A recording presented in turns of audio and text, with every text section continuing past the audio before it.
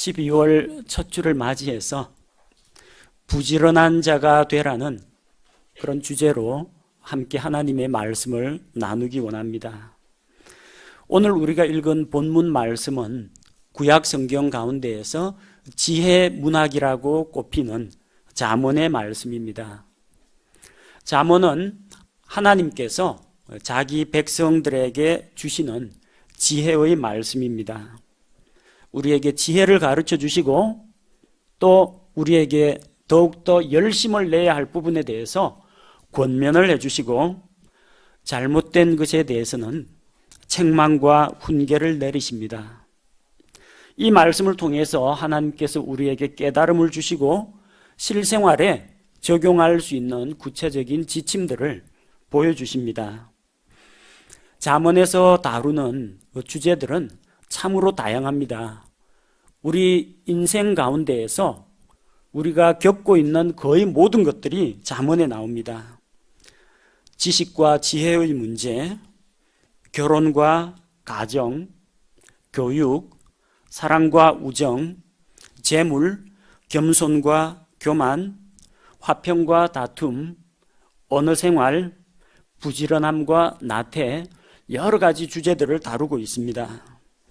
그 가운데에서 오늘 본문 말씀을 통해서 부지런함에 대해서 살펴보고자 합니다. 잠언에는 자주 부지런한 자, 성실한 자, 신실한 자에 대한 권면의 말씀이 나오고 있습니다. 또 게으른 자에 대한 책망도 함께 기록되어 있습니다. 말하자면 부지런함이라는 것은 구약시대 하나님의 백성들에게 꼭 필요했던 중요한 덕목 중에 한 가지라는 것입니다.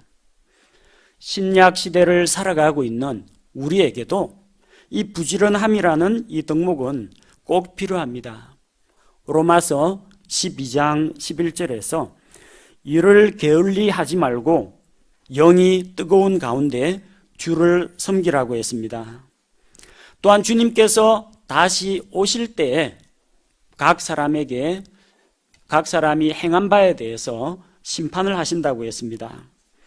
주님 앞에서 악하고 게으른 종은 주님으로부터 책망을 받고 또 보상의 손실을 당하게 될 것이고, 선하고 신실한 종은 주님의 칭찬과 함께 보상을 받게 됩니다. 우리 주님께서도 부지런하게 일한 자에 대해서는 그 수고를 기억하시고 반드시 갚아주신다는 것입니다. 그래서 오늘 잠언 6장 6절에서 11절 말씀을 통해서 부지런함에 대해서 살펴보고자 합니다. 6절 말씀은 게으른 자에게 주시는 권면의 말씀입니다. 너 게으른 자여 개미에게 가서. 이 말씀은 모든 사람에게 주신 말씀인 동시에 그 중에서 특별히 게으른 사람이 새겨 들어야 할 말씀이라는 것입니다. 하나님께서는 게으른 자는 개미에게로 가라고 하셨습니다. 하나님의 형상을 따라서 사람을 만들어 주셨습니다. 그런데 만물의 영장이라고 하는 하나님의 창조의 꽃이라고 할 수 있는 그 사람에게 땅바닥을 기어다니는 낮고 천한 개미에게로 가서 보고 배우라는 거 권면하고 있습니다.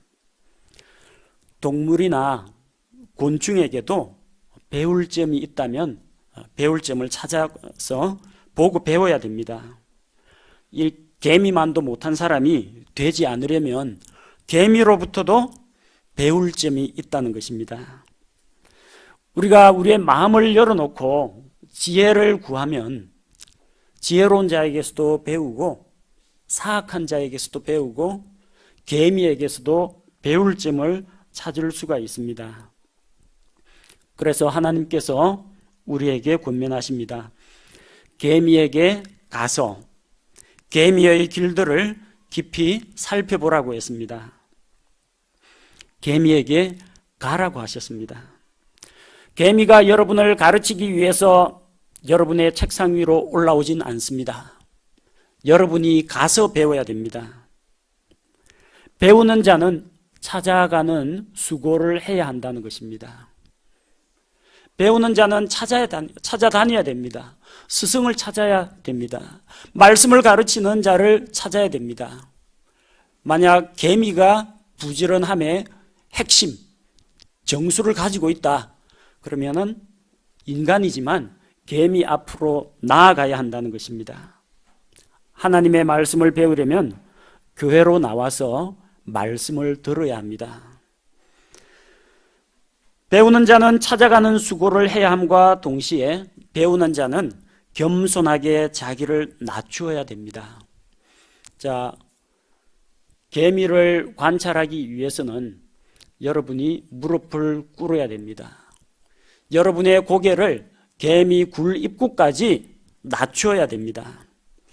땅바닥에 있는 개미가 부지런함에 대한 진리를 가지고 있다면 그 앞에 자세를 낮추고 배워야 합니다. 배우는 자는 겸손한 자입니다. 겸손하지 못하면 결코 배울 수가 없습니다. 하나님의 말씀을 통해서 하나님의 지혜를 배우자면 먼저 하나님 앞에 무릎을 꿇어야 합니다. 낮은 마음으로 하나님의 말씀이면 무엇이든지 제가 받아들이겠습니다. 그런 각오가 되어 있어야 합니다. 그렇게 낮아진 마음에 하나님께서 지혜와 지식을 부어주십니다. 물은 산 위에서 골짜기로 흘러내립니다. 낮은 곳에 물 웅덩이 쪽으로 물이 고입니다. 하나님의 은혜, 하나님의 지혜는 낮고 겸손한 사람의 마음에 임하게 된다는 것입니다. 개미에게로 나아가십시오. 나아간 다음에는 개미의 길들을 깊이 살펴보아야 합니다. 하나님께서는 창조 세계에 자신의 영광과 권능과 신성을 나타내셨습니다. 그분께서 만드신 자연과 동물과 식물에는 하나님의 지혜가 스며들어 있습니다. 그래서 우리가 그런 자연을 잘 관찰하고 묵상하다 보면 지혜를 깨닫게 됩니다. 건성으로 씩 둘러보고 원래부터 그런 거 아니야, 그런가 보네 하고 간단히 생각하는 사람은 지혜를 배우지 못합니다. 수많은 과학적 발견들은 하나님의 창조 세계를 관찰하다가 깨달은 것입니다. 만유인력의 법칙을 정리한 아이작 뉴턴은 정원에서 사과가 떨어지는 걸 관찰했습니다. 아이러니하게도 뉴턴은 사과를 가장 싫어했다고 합니다. 그래서 그에게서는 사과하면 맛난 과일 이런 식으로 생각이 되지 않았습니다. 어쩌면 그래서 사과에 대해서 좀 중립적인 생각을 갖고 있었나 봅니다. 사과가 땅에서 떨어지는 것은 수백 년, 수천 년 동안 계속 떨어져 왔습니다. 그러나 그 어느 누구도 왜 사과가 밑으로 떨어지느냐, 옆으로 튀어나갈 수도 있고 위로 솟아오를 수도 있는데 이게 왜 밑으로 떨어지느냐, 아무도 궁금하게 여기지 않았습니다. 그거 당연한 거 아니야. 위에서 밑으로 떨어지겠지. 근데 왜? 거기에까지는 생각을 안 해봤습니다. 뉴턴은 거기에서 착안을 해서 하나님의 지혜를 배우게 되었습니다. 물체와 물체 사이에 끌어당기는 힘이 있다는 것을 발견하게 되었고 그걸 과학적으로 정리를 했습니다. 그걸 다 정리한 다음에도 전 세계의 그 물리학 그리고 우주관, 세계관을 바꿔놓는 큰 기여를 했음에도 불구하고 그는 그걸 자랑하지 않았습니다. 이건 내가 발명한 것이 아니라 발견했다. 나는 해변에 있는 무수한 모래가 쌓여있는 모래사장에서 그 중에서 한 알갱이에 모래알을 주워 올린 것에 불과하다. 창조주 하나님께서 이 모든 것을 만드셨고 자연과학의 법칙을 제정하셨고 나는 그분의 지혜 가운데 겨우 모래 알갱이만한 거 하나를 주워 올린 것뿐이라고 겸손하게 자기를 낮췄습니다. 그렇게 겸손한 자가 지혜를 깨닫습니다. 배웁니다. 그런 사람은 사과를 보고도 배우고 개미를 보고도 배우게 됩니다. 그리고 게으른 자가 개미에게 가서 개미의 길들을 깊이 살펴보고 관찰하면 어떻게 되느냐? 지혜로운 자가 됩니다. 깊이 살펴보고 지혜로운 자가 되라고 했습니다. 분명히 이 말씀은 게으른 자에게 하시는 말씀입니다. 게으른 자에게 개미에게 가서 보고 배우고 부지런한 자가 되라 그렇게 말씀하지 않고, 부지런하라 하지 않고 지혜로운 자가 되라고 했습니다. 바꾸어 말하면 게으른 자와 어리석고 미련한 자는 같은 부류라는 것입니다. 한 통속입니다. 반대로 부지런한 자는 지혜로운 자라는 이야기입니다. 지혜를 배우고 지혜로운 자가 되라고 했습니다.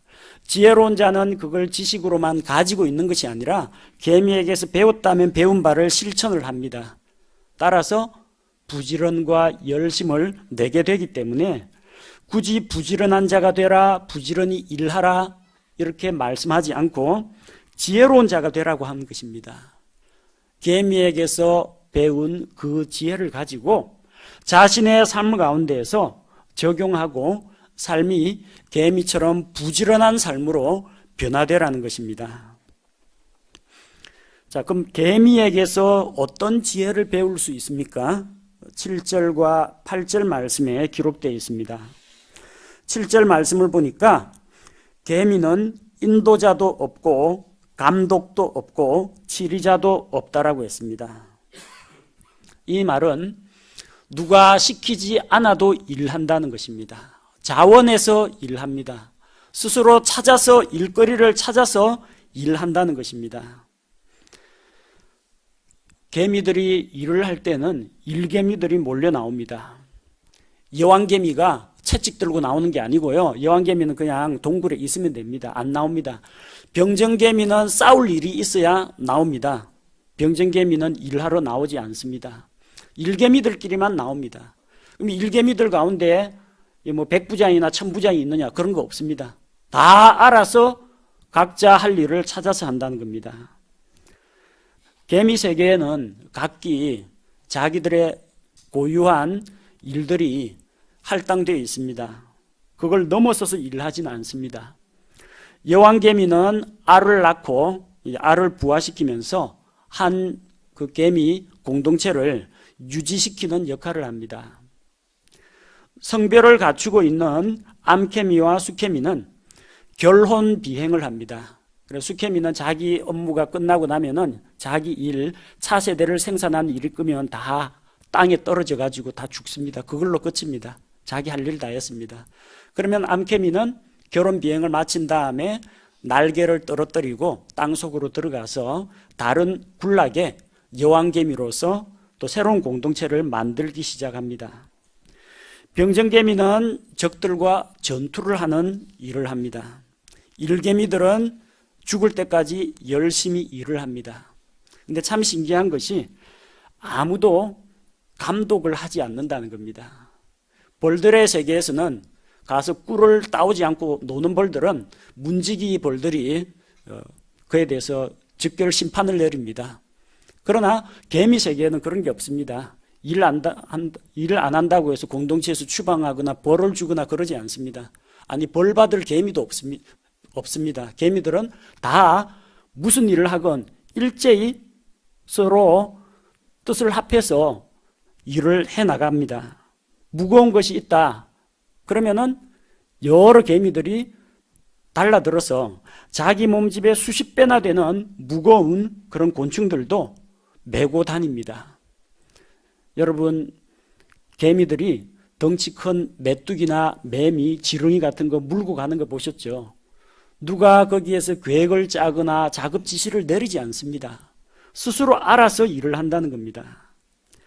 우리 성도들도 이 개미에게서 배워야 됩니다.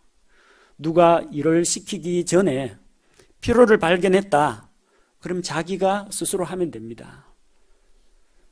휴지가 떨어져 있다고 청소 누가 한 거야? 이거 왜 이래 지저분해? 그렇게 하지 말고 자기가 청소하면 되는 겁니다.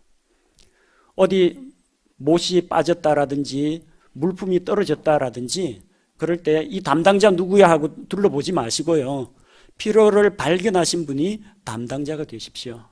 만약에 필요하다면은 다른 사람들에게 요청을 하시고 스스로 일거리를 찾아서 하시면 됩니다.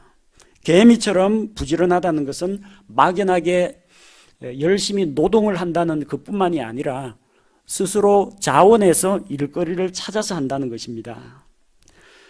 8절 말씀을 보니까 개미는 여름에 자기의 먹을 것을 예비하며 수확 때에 자기 양식을 모은다고 했습니다. 이제 이스라엘에는 여름철에 수확이 다 끝납니다. 우리는 가을에 수확하기 때문에 추수라고 하는데 그쪽은 가을이 아니라 여름에 7월 달에 수확이 다 끝나고 그 다음에 창고에 저장해 둡니다. 따라서 여름에 먹을 것을 예비하는데 이삭 나달 흩어진 거라도 주워 오려면은 수확기 때 개미들이 나서야 됩니다. 시간 지나가지고 날이 추워지고 비가 내리고 이러면은 양식을 모을 수가 없습니다. 그래서 일해야 할 때를 잘 분별한다는 겁니다. 여름철 수확의 시기, 일은 할 수 있는 때가 있고 할 수 없는 때가 있습니다. 일할 수 있을 때 일해야 합니다. 일할 수 있는 기회가 주어졌을 때 일해야 합니다. 우리 자신에게 아직 건강과 힘이 남아있을 때 일해야 됩니다. 조금 지나가지고 몸이 노쇠해지고 사업 때문에 시간이 없고 바빠지면 하고 싶어도 못하게 됩니다. 시기를 잘 분별해야 됩니다. 개미는 시기를 잘 분별합니다. 이전에는 우리 12월 달 정도 되면 월동 준비를 했습니다. 주로 어떤 준비를 하느냐? 일단 연탄을 한 200장 정도 창고에다 쌓아둡니다. 요즘은 전부 가스로 난방을 하거나 기름으로 난방을 하지만 옛날 재래식 주택에서는 연탄을 뗐습니다. 그래서 부지런히 연탄을 날랐습니다. 온 가족이 동원되어 가지고 연탄집에서 연탄집게로 혹은 지게로 져다 날랐습니다. 그 다음은 날이 추워지면 우리 교회 김장한 것처럼 김장을 합니다. 한 70포기, 80포기 정도 식구들이 온 겨울과 내년 봄까지 먹을 김장을 합니다. 그 다음 또 뭘 하느냐? 찬바람이 들지 않도록 유리창에다가 전부 비닐로 보온을 하기 위해서 비닐을 다 칩니다. 그러면은 한겨울을 잘 지낼 수 있습니다. 그의 시기가 딱 정해져 있습니다. 보통 한 12월 초순경에 다 끝나야 됩니다. 나중에 1월 달에 김장하려고 하면 배추가 없습니다. 날이 춥고 물이 얼어가지고 김장을 하기가 힘들어집니다. 시기가 정해져 있습니다. 개미는 여름에 열심히 일을 해서 겨울을 대비합니다. 우리 사람들도 마찬가지입니다. 일할 수 있는 시기를 잘 분별해서 일하는 것이 필요합니다. 하나님께서는 사람에게 열심히 일하도록 창조시 때부터, 사람을 창조할 때부터 그렇게 만드셨습니다. 하나님께서 아담과 이브를 만들 때 이 갓난아기로 만들지 않았습니다. 갓난아기 만들면 누가 이 젖 먹여갖고 누가 키워줍니까? 아무도 없는데. 그리고 에덴 동산 누가 관리합니까? 이 기어다니는 갓난아기가 못하겠죠. 장성한 성인의 모습으로 창조하셨습니다. 창조하고 나서 그들에게 할 일 없으니까 마음껏 먹고 놀라고 하지 않으시고 아담에게 동산지기 일을 시켰습니다. 에덴 동산 관리하라. 그 다음에 하나님께서 창조하신 이 동물들 이름을 붙여주고 다 관리하도록 하셨습니다. 노동은 죄의 결과로 찾아온 형벌이 아닙니다. 하나님께서 사람을 만드신 이후에 열심히 일하라고 일거리를 주셨습니다. 그를 통해서 내가 하나님 앞에 쓰임 받는구나, 내가 이 세상에 쓸모 있는 자구나, 그걸 발견하게 하신 겁니다. 사람이 범죄한 다음에는 하나님께서 더 열심히 일해야 된다고 하셨습니다. 이제 하나님께서 주신 그 에덴 동산에서 쫓겨나서 바깥으로 나가게 되면요, 거기에서는 가시와 엉겅퀴를 헤치면서 밭을 갈아야 됩니다. 얼굴에 땀을 흘려야만 빵을 먹게 됩니다. 범죄한 이후에는 이제는 먹고 살기 위해서 더 열심히 일을 해야 했습니다. 개미 못지않게 사람도 부지런히 일해야만 먹을 것을 구할 수가 있습니다. 그러면서 하나님께서는 게으른 자에게 대해서 경계의 말씀을 주십니다. 9절에서 11절 말씀. 9절에 보니까 오 게으른 자여 내가 어느 때까지 잘했느냐, 내가 어느 때에 잠에서 일어나려느냐. 자, 게으름과 함께 잠에 대해서 이야기하고 있습니다. 게으름하고 잠은 관계가 좀 많습니다. 잠언 19장 15절을 보니까 게으름은 깊은 잠에 빠지게 하나니 빈둥거리는 혼은 굶주림을 당하리로다. 게으름은 사람을 나태하게 만들고 깊은 잠에 빠지게 한다고 했습니다. 잠을 자는 것만큼 큰 게으름이 없습니다. 그냥 빈둥빈둥 놀고 걸어다니는 이런 걸 하면 차라리 운동이라도 되죠. 일 안 하고 책이라도 읽으면 지식적으로 얻고 배우는 거라도 있죠. 그러나 자는 동안에는 진짜 아무것도 안 합니다. 아무것도 안 해요. 다 쉬는 겁니다. 게으름은 사람을 깊은 잠에 빠지게 만들고 나태하게 만들고 굶주리게 만든다고 했습니다. 게으름하고 잠은 밀접한 관련이 있습니다. 게으른 사람 치고 잠이 적은 사람은 없습니다. 게으르면 되게 잠을 많이 잡니다. 게으른 사람 치고 아침에 일찍 일어나는 사람 없습니다. 대부분 부지런한 사람이 일찍 일어나고 잠이 적습니다. 잠언 26장 14절을 보니까 문짝이 자기의 돌적이 위에서 도는 것 같이 게으른 자도 자기 침상 위에서 도느니라. 여다지 문 있죠. 경첩 달린 여다지 문. 이거 삐그덕 하면은 문이 고정되어 있는 그 경첩 부분, 이거는 제자리에 있고 문만 왔다 갔다 삐그덕 하면서 이럽니다. 그게 게으른 자가 침상에 누워서 이렇게 굴렀다 저렇게 굴렀다, 침상에서 떨어지진 않고 이리저리 굴러다니는 거하고 똑같습니다. 게으른 자와 침상, 잠하고 관계가 있다는 겁니다. 즉 부지런한 삶을 살려면 잠의 유혹을 이겨야 합니다. 물론 하루 생활에 필요한 수면량은 정해져 있습니다. 그 정도는 이제 자야 되겠지만 과도하게 잠자기를 좋아하는 자는 게을러서 굶주리게 된다는 이야기입니다. 부지런한 분들은 아침 일찍 일어나고 저녁 늦게까지 일을 합니다. 그래서 한가하게 침상에서 굴러다니는 그런 일은 하지 않습니다. 그러면서 잠을 좋아하는 자, 곧 게으른 자에 대해서 경고를 주고 있습니다. 10절 보니까 좀 더 자자, 좀 더 졸자, 손을 모으고 좀 더 자자 하면, 이전에 이 게으름에 대해서 성경 말씀 암송하라고 어느 형제한테 고민했더니 다른 거 다 떼고 10절만 암송해요. 좀 더 자자, 좀 더 졸자, 손을 모으고 좀 더 자자. 그까지만 암송해요. 그 뒤에 경고의 말씀이 나오는데 그렇게 하다가 어떻게 된다는 그 다음에 나오는 이것만 암송하고 이것도 하나님의 말씀이다. 잘하는 이야기가 아니고 그 끝까지 읽어봐야 됩니다. 근데 이 좀 더라는 말이 상당히 무섭습니다. 그래서 학생들한테는 시험 공부 오늘 쉬고 내일부터 하자. 이게 제일 무섭고요. 다이어트 하시는 분 오늘은 괜찮고 내일부터 다이어트 한다. 그 내일 되면 또 내일부터. 결심은 항상 내일부터 한다는데 당일날 아무것도 안 하는 거죠. 그게 문제라는 겁니다. 게으름이나 탐욕이나 죄의 공통점이 뭔지 아십니까? 그것은 절대 안 하겠다 이런 단호한 결단이 아니라 적당한 선에서 타협하다가 문제에 빠진다는 겁니다. 조금만 더 먹자, 조금만 더 자고 싶어요, 조금만 더 갖고 싶어요, 이러다가 결국은 탐욕과 죄에 빠지게 되는 겁니다. 여러분, 좀 더라는 말에 속지 말아야 합니다. 특히 학생들도 두고 있는 부모님들 있죠? 아침에 깨우는 게 전쟁이라는 집도 있습니다. 깨우면 뭐라고 합니까? 엄마 조금만 더 잘래요. 절대 그거 받아주면 안 됩니다. 시간 정하십시오. 엄마 10분만 더 자겠습니다. 7시 10분에 깨워주세요. 뭐 이런 식으로 이야기하는 거는 약속을 해줄 수가 있는데 좀 더 하면요, 조금 지나가 또 깨우면 또 좀 더라고 합니다. 좀 더와 좀 더와 좀 더가 다 합쳐지면요 무한대까지 늘어납니다.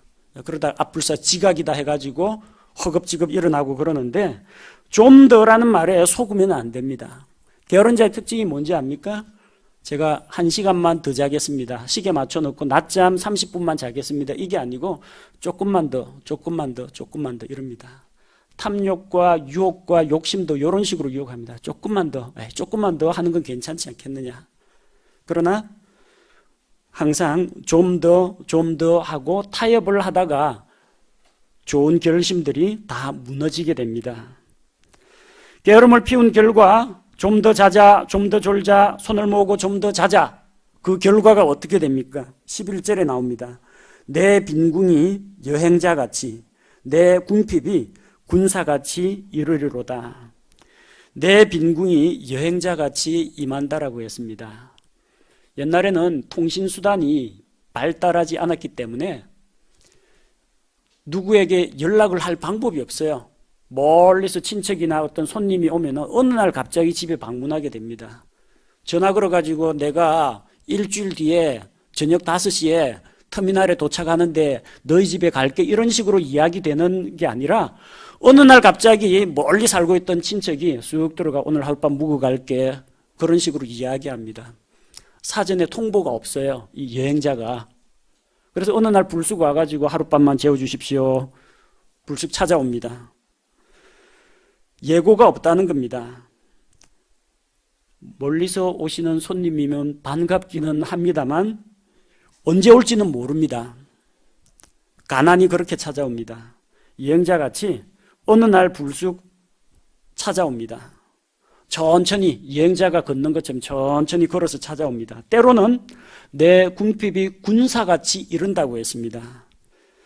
군사들은 말 타고 예기치 않은 시간에 적군의 진지를 습격합니다. 기습 공격하는데 적군에게 예고해 줍니까? 예고 안 합니다. 예고 없이 군사같이 사나운 모습으로 급하게 들이닥치기도 한다는 것입니다. 결과는 똑같습니다. 여행자같이 오거나 군사같이 오거나 그게 중요한 게 아니라 뭐가 온다고 했어요? 빈궁이 옵니다. 궁핍이 옵니다. 게으르면은 가난이 찾아온다는 이야기입니다. 게으름의 결과 가난하게 된다는 것입니다. 부지런한 자도 자기가 부지런히 수고한 것에 대한 대가를 받습니다. 게으른 자도 게으름 핀 것에 대한 대가를 받습니다. 여러분은 어떤 열매를 거두기 원하십니까? 하나님 앞에서 풍족하고 넘치는 삶을 살기 원하십니까? 쪼들리고 궁핍한 삶을 원하십니까?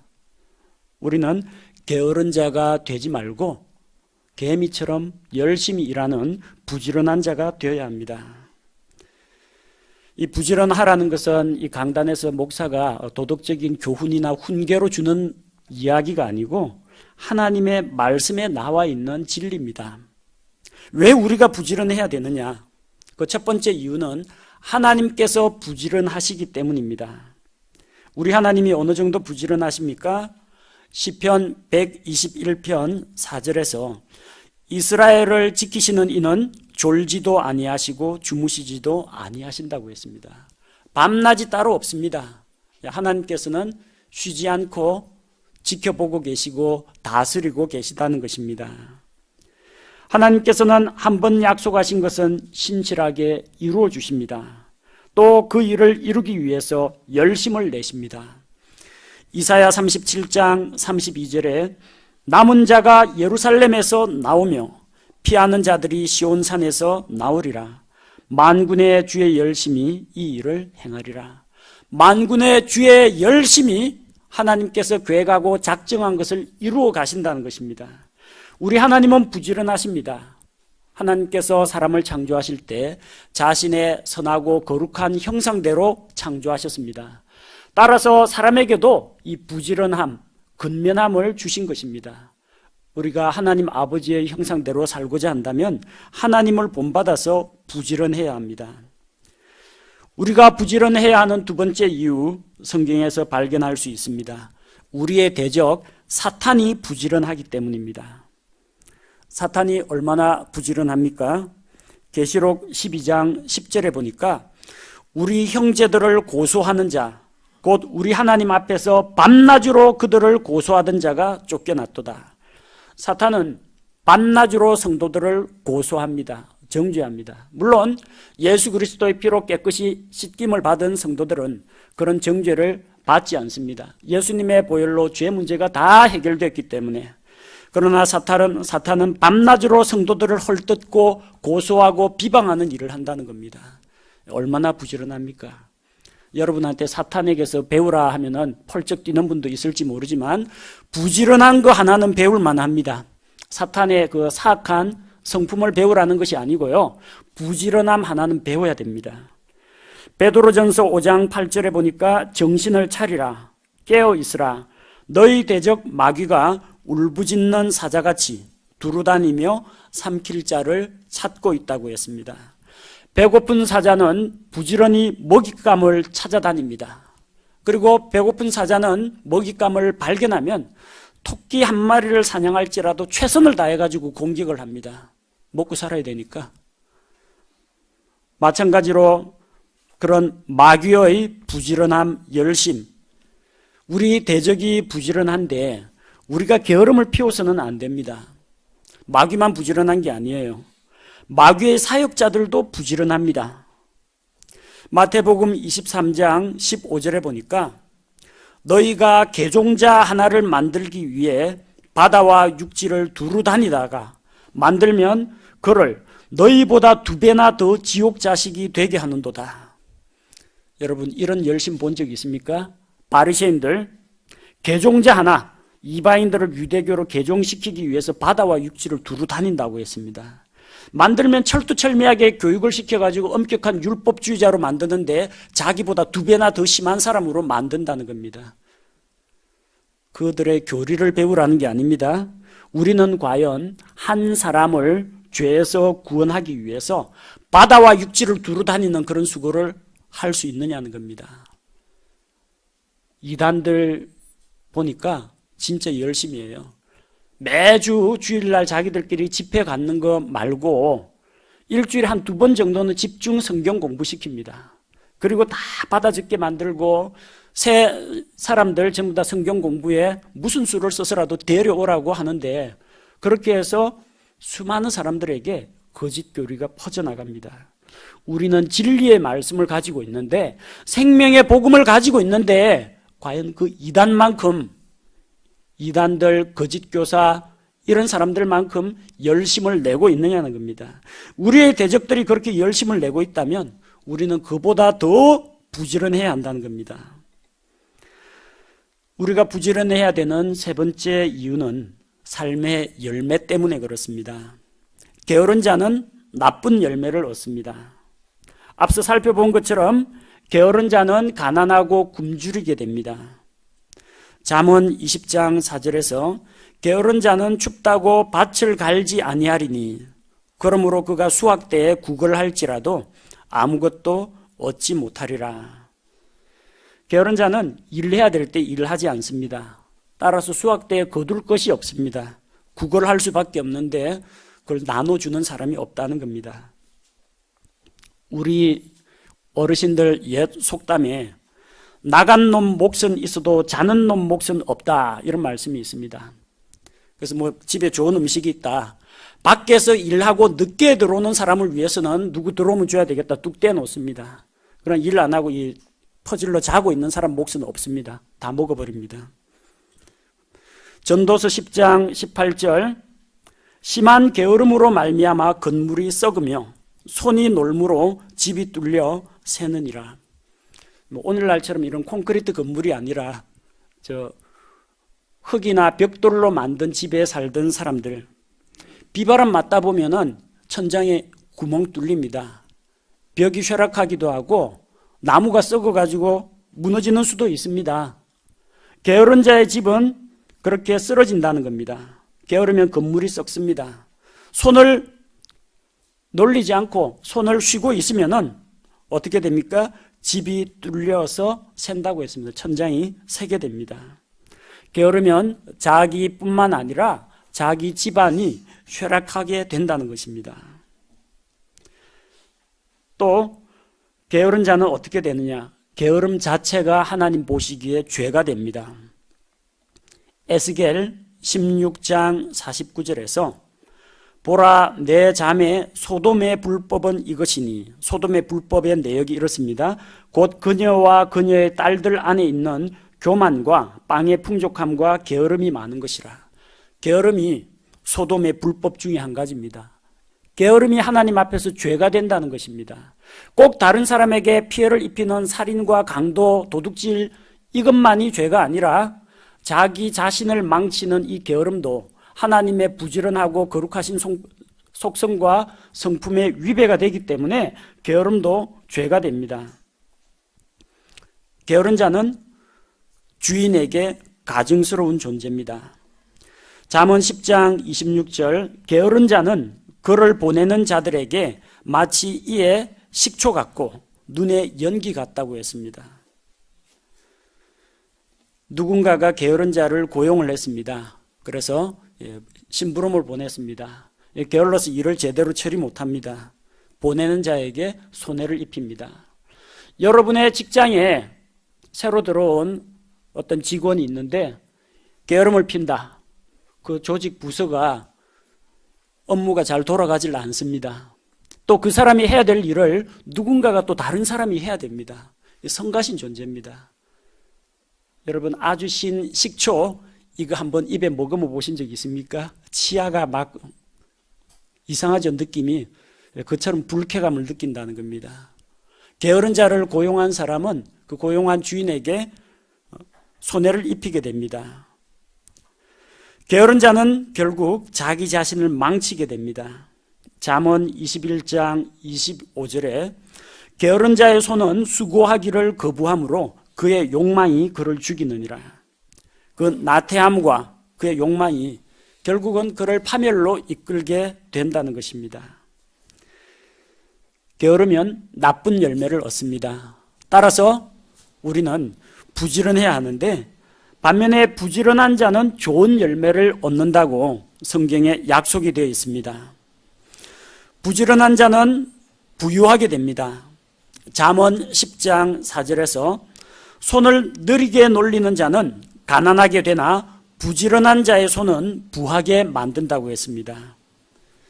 열심히 부지런히 일하면 일한 만큼 얻게 됩니다. 또 이렇게 부지런한 자는 반드시 쓰임 받게 됩니다. 잠언 12장 24절에서 부지런한 자의 손은 다스릴 것이나 게으른 자는 공세를 바치리라. 부지런한 자는 다른 사람을 다스리는 위치에 설 수가 있습니다. 앞으로 우리 교회에도 집사들을 몇 분 더 선출하려고 합니다. 그런 계획을 가지고 있는데 열심히 일하고 부지런하신 분, 정직하고 신앙의 모범이 되고 또 선한 간증을 가지고 있고 빼놓을 수 없는 게 부지런한 분이 집사의 직분을 맡아주시면 좋겠습니다. 이 부지런한 자는 결국 왕에게 인정을 받습니다. 잠언 22장 29절, 자기 업무에 부지런한 사람을 내가 보느냐? 그는 왕들 앞에 설 것이요 천한 자들 앞에 서지 아니하리라. 왕 앞으로 불려나간다는 것입니다. 영광의 자리에 참여한다는 것을 말합니다. 이 악하고 게으른 종아 하면서 이 자를 결박해서 바깥 어두운 곳에 내던져라. 이 말씀이 아니라 잘하였도다 선하고 신실한 종아. 그러면서 주인의 뜻에 맞게 열심히 일한 종에게 보상을 주는 것처럼 부지런한 자는 나중에 그리스도의 심판석에서 왕 앞에 서서 만왕의 왕이신 예수 그리스도 앞에 서서 상급을 받게 된다는 것입니다. 또한 이 세상을 살아가는 동안에도 부지런한 자는 형통하고 잘 됩니다. 잠언 13장 4절에서 게으른 자의 혼은 원하여도 아무것도 소유하지 못하나 부지런한 자의 혼은 기름지게 되리로다. 이 혼이라는 건 사람 그 자체를 말합니다. 그 사람, 부지런한 사람은 기름지게, 윤택하게, 번성하게 된다는 약속이 있습니다. 왜 우리가 부지런해야 합니까? 하나님 아버지께서 부지런하시기 때문입니다. 우리의 대적이 부지런히 활동하고 있기 때문입니다. 게으른 자는 나쁜 열매를 얻기 때문입니다. 부지런한 자가 좋은 열매를 얻기 때문입니다. 따라서 우리는 부지런해야 됩니다. 개미에게 가서 배워야 됩니다. 우리 그리스도인들은 하나님의 거룩하신 성품을 상속받은 자들입니다. 부지런은 하나님의 성품 가운데 한 가지입니다. 따라서 하나님의 자녀들인 우리는 그분의 부지런한 성품을 보고 배워야 합니다. 어느 영역에서 부지런을 나타내야 합니까? 가정 일에 부지런하시기 바랍니다. 남편은 가족들 부양하는 일에 열심을 내십시오. 아내는 남편을 내조하고 자녀들을 돌보는 일에 열심을 내십시오. 아직 어린 자녀들은 부모님께 순종하면서 열심히 공부하는 일에 부지런을 내시기 바랍니다. 또한 직장을 가지신 분들은 직장 일에 부지런하시기 바랍니다. 골로새서 말씀과 같이 우리가 일을 하는 것은 우리 육신의 상전에 눈에 들기 위해서 그 사람 앞에서만 잘 보려고 하지 말고 누가 보든지 보지 않든지 예수 그리스도를 섬긴다라는 그런 입장에서 우리의 최선을 다해서 맡은 일에 신실해야 합니다. 그리고 또 한 가지, 교회 일에 부지런해야 합니다. 우리 교회에서는 성도들에게 강제로 무거운 짐을 부과하지는 않습니다. 거의 대부분의 일들이 자원봉사하고 헌신하는 분들, 자원하는 분들에 의해서 일이 이루어지고 있습니다.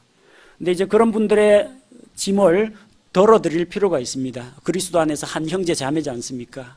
항상 뭐 일 생기면 어느 형제, 어느 자매 이렇게 맡길 것이 아니라 우리 지체들이 그 짐을 이제 함께 나누어서 지는 것이 필요합니다. 그래서 자기가 비록 그 분야의 뭐 전문가가 아니라고 할지라도 또 교회 나온 지 얼마 안 되었다고 해서 쑥스러워할 필요가 없습니다. 자기가 할 수 있는 일이라면은 할 수 있는 일들은 찾아서 자원해서 하시면 됩니다. 이번에 우리 2016년도 봉사활동 조직 편성표를 뒤쪽에 붙여놨습니다.